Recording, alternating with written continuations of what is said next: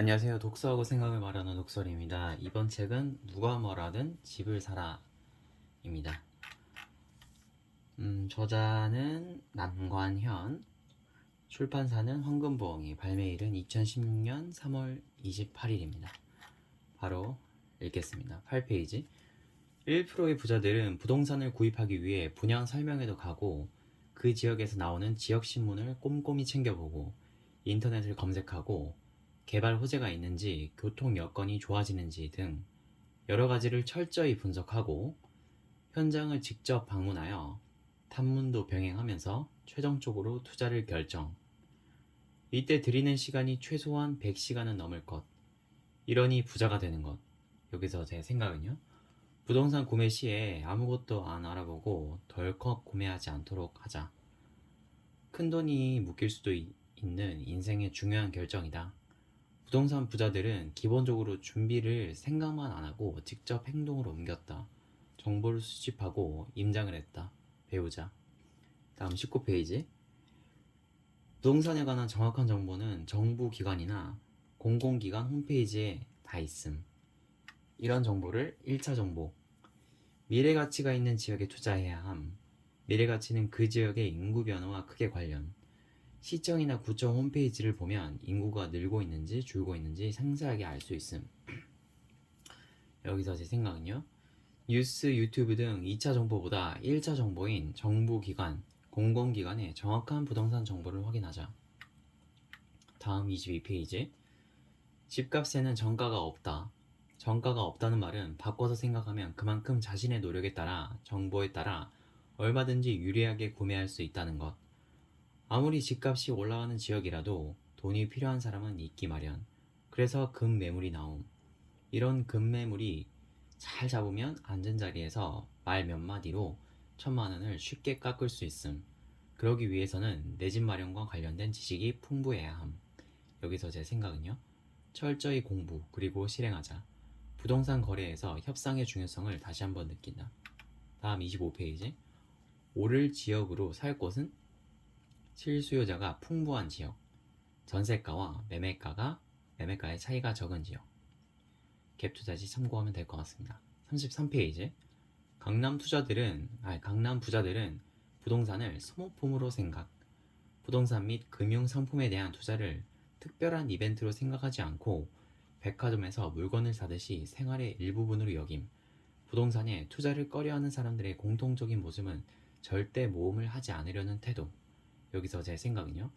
부동산 투자에 대한 시각의 차이가 부와 가난을 결정할지도 모르겠다. 다음 47페이지. 건축물 대장은 민원24에서 열람 가능. 건축물 대장에서 가장 중요한 것은 위반 건축물이냐 아니냐이다. 빌라의 경우 위반 건축물이 많다. 위반 건축물로 기재되어 있는 주택을 매입하면 이행 강제금을 납부해야 한다.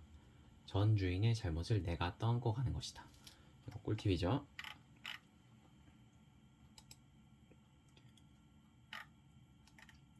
다음 70에서 71페이지. 셀프 인테리어를 하려면 기본적인 인테리어 지식을 갖추어야 한다. 서점에 셀프 인테리어 관련 책 많음. 여기서 제 생각은요.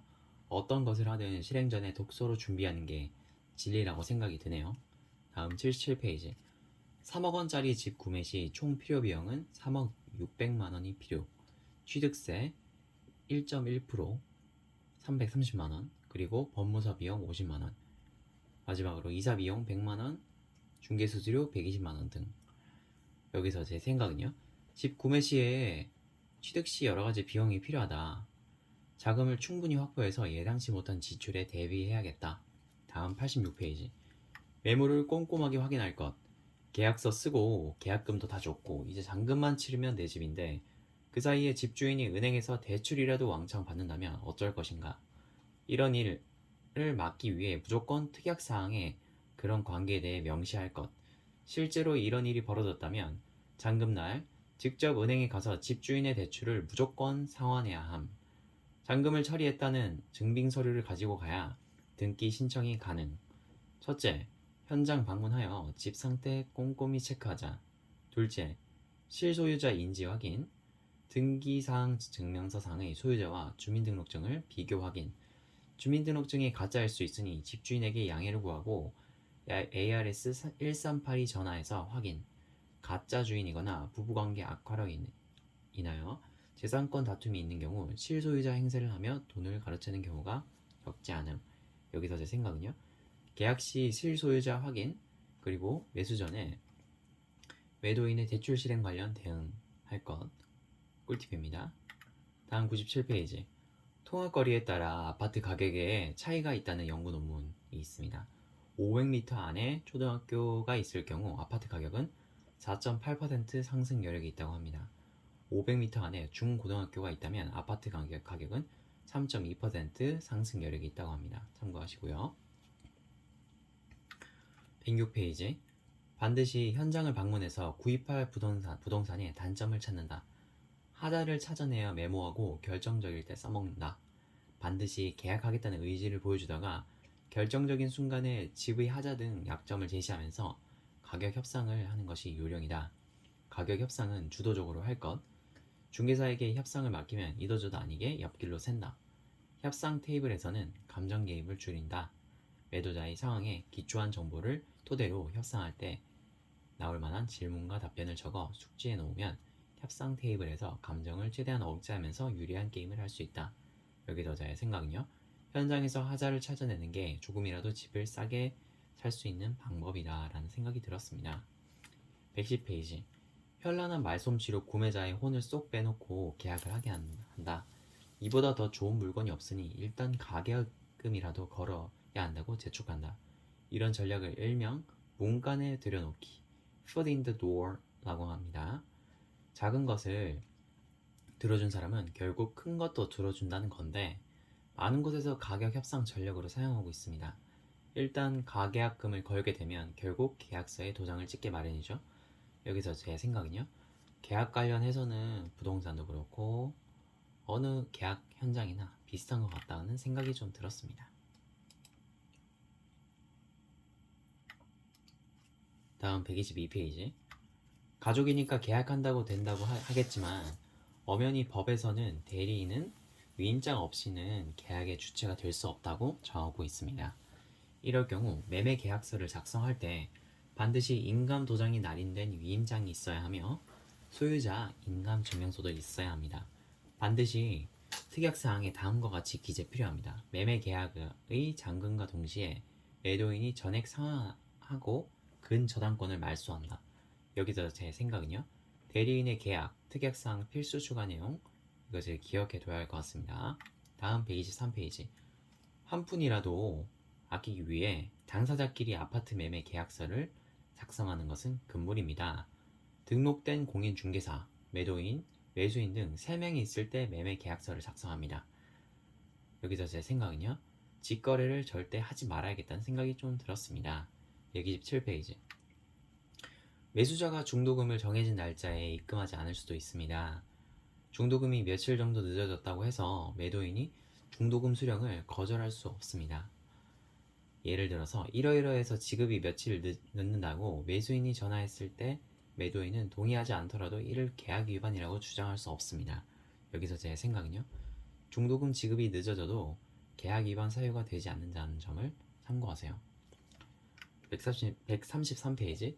최근에는 판상형과 탑상형이 결합된 변형된 판상형이 있다. 일자형, 기역, 니은 등 세 가지 형태를 아파트 단지 내에 복합적으로 적용하여 배치하기 때문에 통풍 및 조망권 등이 기존 판상형보다 탑상형에 가깝게 나온다. 건설사 입장에서는 용적률을 높게 차지할 수 있으니 수익성이 개선되고 소비자 입장에서는 판상형의 장점을 그대로 살릴 수 있어 인기가 높다. 여기서 제 생각은요. 다양한 형태를 비치를 하여 용적률을 높게 할 수 있는 부분은 생각을 못했습니다. 건설사의 이해관계에 딱 맞아 떨어지네요. 자, 다음 173페이지입니다. 2008년 이후 모든 주택 가격이 떨어진 것은 아닙니다. 오히려 소형 아파트 가격은 올랐습니다. 금융위기 이후 주택 규모를 다운사이징하면서 나타난 현상입니다. 미디어에서는 전국 또는 수도권 등 범위를 넓게 잡고서 전체 통계로만 부동산 시장의 동향을 전달할 수밖에 없는 것입니다. 지역성과 특수성을 따져야 합니다. 한마디로 오를 지역은 오르고 떨어질 지역은 떨어진다는 것이 당연하다는 말입니다. 어떻게 하면 오를 지역을 찾을 수 있느냐가 관건입니다. 여기서 제 생각은요. 2008년 주택가격 하락 시장에서도 주택의 가격이 상승한 것이 있었으니 소형 아파트, 주택가격 하락 시장에서도 여전한 수요가 있는 곳은 가격이 상승, 그리고 입지도 고려해야겠지만 특수성은 지식과 지혜를 꾸준히 쌓아 올려 안목을 갖추지 않는 이상 판단하기 어려울 것 같다는 생각이 들었습니다. 공부해야겠죠?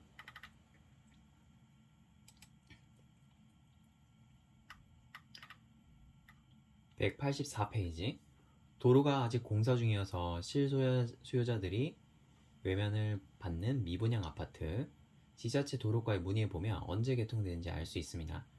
개통 시기가 6개월에서 1년 이내에 미분양 아파트를 받으면 됩니다. 여기서 제 생각은요. 관심 있는 아파트 청약이 있는데 신규 지구다 보니 도로가 제대로 되어 있지 않은 상태. 홍보관에서는 번듯한 일자 도로로 지구의 예상도를 보여주지만 정말로 여기에 도로가 생길 수 있을지는 도로과에 문의를 해봐야 할 듯. 다음 197페이지. 빌라의 평형은 전용 면적 플러스 발코니 확장 면적 플러스 공용 면적입니다. 실제로 생각보다 작습니다. 아파트의 경우 발코니 확장 면적을 전용 면적에 포함하지 않죠. 빌라는 통상적으로 발코니 면적을 전용 면적에 포함합니다.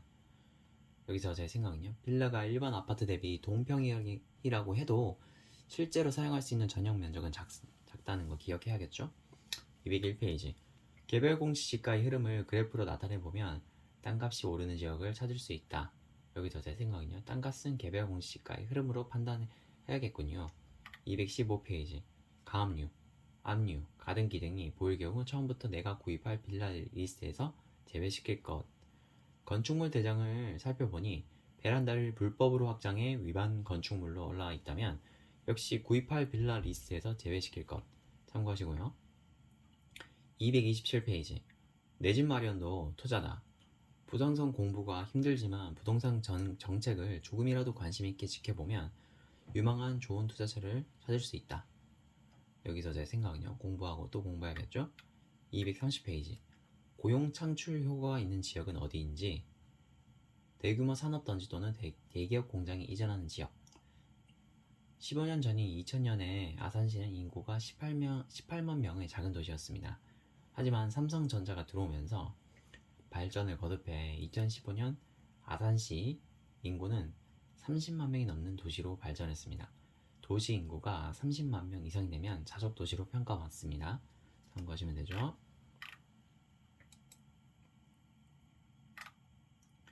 250페이지.